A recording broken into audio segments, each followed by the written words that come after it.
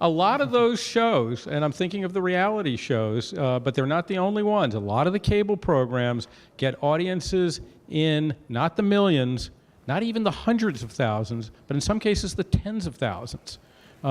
They are not popular in the numerical sense, yet they are successful as moneymakers.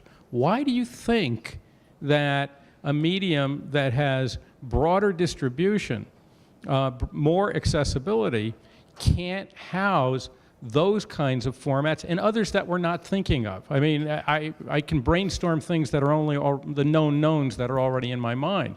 Why do you think that there's not an opportunity for successful, original, niche programming along, well, whatever lines? I'm just intrigued by this. I don't fully understand the logic. Independently successful or successful because they're bundled with successful adjacent properties? Exactly. Well, I'd be hard-pressed to understand, why some of the things I see on Bravo are successful. But then again, I do watch them, like the Gold Digger show.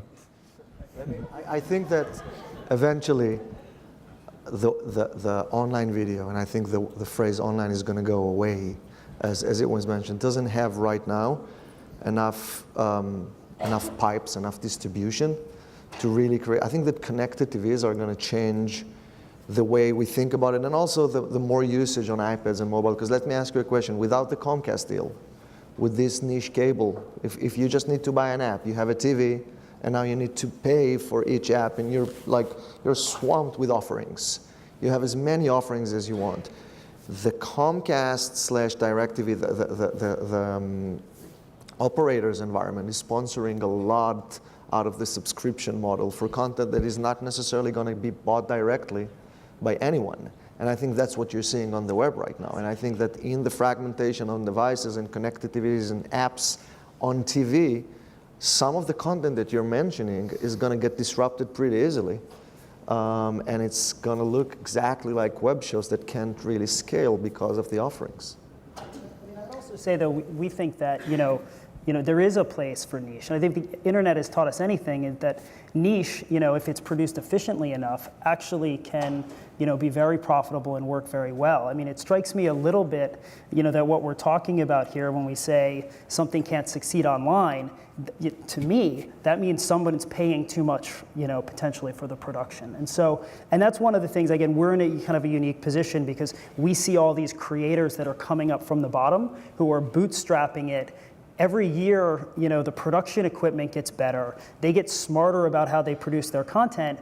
And, we could maybe show examples of something created by some guy in his bedroom and something created, somewhere in Hollywood, and you'd be hard pressed to maybe tell the example. And that's going to continue to accelerate. So, I think. So we spent money across an entire spectrum of opportunities.